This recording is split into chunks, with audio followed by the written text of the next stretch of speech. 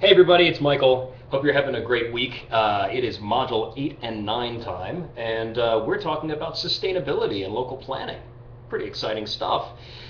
It's very exciting stuff because we actually, if you're like me, you see sustainability everywhere. And I've been reading, obviously, a lot of the academic literature on sustainability, but also just looking around. Watch advertisements, taking a look at business publications, news, and whatnot. Sustainability is a hot topic. It's been applied to everything from energy and water resources all the way down to people's recycling and waste patterns, use of electricity, use of different resources and whatnot, all the way down to green products and all sorts of different things. The question comes up, what is sustainability? What is it really? How are we defining sustainability? And that's something I wanted to bring up as a theme for this week because I think it's so important. Some of the ways that we've talked about sustainability in this class have related to the Brundtland Commission report, which talked about the ability of a generation to meet its needs without impacting future generations and their ability to meet their needs. Sustainable system. It's going to continue to be the same throughout. But of course, we know that the world is also constantly changing. Situations are always changing. Resource bases are always changing. That can lead to all sorts of different problems. It can make areas that were once incredibly viable suddenly areas that are rife with conflict because you have a population that's there on a shrinking resource base. They may be growing, they may be encountering all sorts of problems, whereas changes are migrating to other areas. For example, in Pennsylvania here, we had a huge gas discovery with the Marcellus Shale, right? That's transforming fundamentally the resource base that's in this Commonwealth of Pennsylvania. And it's changed a lot of the social dynamics as well. So it's a very integrated topic because as we look at this idea of sustainability, it's all wrapped up in the main themes of this course in terms of population migration, land use, municipal finance. A gas boom, for example, has attracted an enormous amount of population in the form of workers and contractors from different parts of the country, especially places that have experience in gas drilling, like Texas, Oklahoma, Wyoming, places like this. It's brought a lot of money into communities, but that money hasn't always been equally shared by landowners and by local population. It hasn't also trickled down universally into to create more jobs locally in the communities that were already there before the gas boom. And it's certainly changed the environment as well. While we have this new resource base in terms of gas, natural gas, and that's becoming a huge export industry for us, it's also transformed the Allegheny National Forest, which is one of the largest national forests in the United States, and it's led to a lot of degradation of this forest in a different kind of resource, which is trees and forest products, and also recreation, people that use that forest for reasons other than gas drilling, right? So sustainability is an incredibly complex issue. As we talk about the economy, the environment, and society, oftentimes when we talk about sustainability, we're not looking at this really static situation. We're looking at all these changes that are constantly and cumulatively affecting one another, and affecting one another in very different ways. So what does that mean for us? Well, as community development practitioners, we're supposed to come into these situations and make sense of them somehow. What do all these dynamics mean for the sustainability of a place? And if you have a big shock to one area, let's say to the local economy, a factory closes and shuts down, and all of a sudden we have all this endemic unemployment. What does that mean for the sustainability of the other parts of the Venn diagram, the environment and the society? Oh, the Venn diagram. Yeah, I should probably bring that up again. Here we go. I drew it for you. There's our Venn diagram. We've got the economy. We've got the economy over here and the environment over here. Society is the third component. And essentially, if we go right into the middle here, this zone where we've equally balanced considerations of the economy, environment, and society, that's our sustainability zone right there. Hooray! And hooray for Venn diagrams too. That's great. Thumbs up. So my question is, if we have a shock to the local economy, how is that going to affect the local environment and the local society? Or can those considerations also affect one another as well?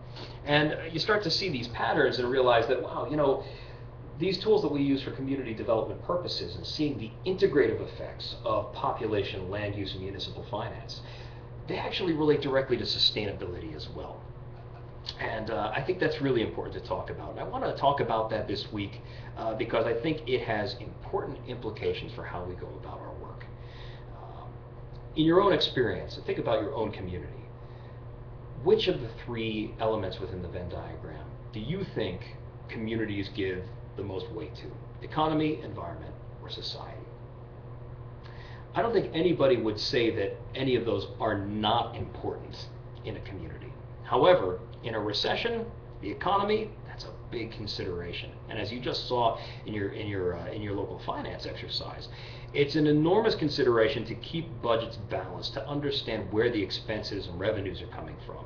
And of course, that tends to be one of the biggest priorities of not just local managers and mayors and county commissioners and whatnot, but going all the way up to governors and the president as well. Being sure and ensuring that places are usually growing, not sustaining, but growing, and keeping the revenues positive and coming in and constantly on the up and up. Well, that has enormous impacts on the environment and society, doesn't it? My question to you going through this week is, what would a community look like if we change the way we measure sustainability by not necessarily just putting the economy first, but by truly equally balancing in economy, environment, and society? What would you use to measure those three elements? And how would you balance them in terms of proposing a strategy for using one of them to maybe drive the other two? I mean, for example, rather than just grow a local economy so that we eventually have enough revenue to worry about the environment and society, what would happen if we started by leading with the environment, for example? Could we use things like recreation, environmental reclamation, green spaces to actually drive population influx and societal concerns like improved well-being and cost of living? Would that maybe stop a population from declining or from leaving if they really cared about the community and said, wow, this is a really great place to live. I don't know why anybody would leave this place. That's a very interesting way of looking at it. It's not commonly approached. Partially because it's risky, because there's no guarantee that if we improve the environment that the local population will stay and that revenues will stay consistent. How about improving the local society? What kinds of well-being improvements would you make to not only drive improvements in the environment but also the economy? And let's take this even one step further. Let's say we weren't really trying to go for sustainability, because sustainability sort of implies that things are going to stay the same over time and they're just going to keep on just keep on remaining consistent. And of course we know that's not true in the world. Things are constantly changing. What if we took this to the next level and said, we're going to try to regenerate these communities using the same three metrics, the same three balancing, the same three categories: the economy, the environment, and the society. So we're going to really try to reconstitute and regenerate the economy, regenerate the environment, and regenerate society, rather than just plugging the holes and keeping things the same. How, as a community developer, do you think we could use this concept of regeneration and well-being and holistically looking at the economy, environment, and society as strategies for uniformly developing all three? How would you measure them? So in other words, how do we know we've gotten to sustainability or regeneration when we've gotten there?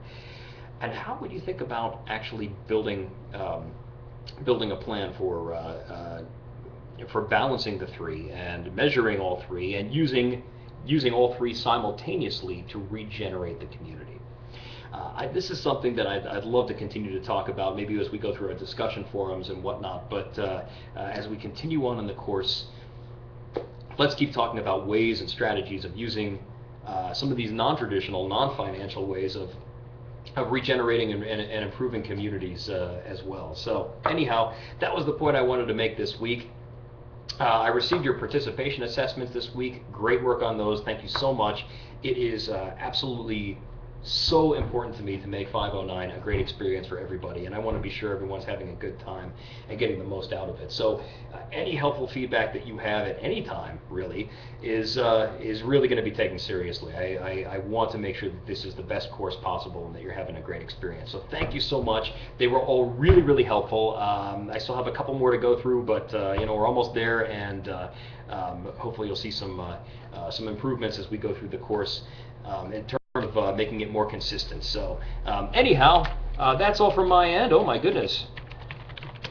I just had my computer shut off on me for a moment. My monitor went black. So hey, we're back again. That's great.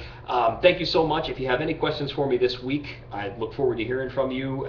We should have grades updated again sometime later today, early tomorrow. And hope you have a great Module 8 and 9. Look forward to seeing you on the discussion boards. Take care. See you later.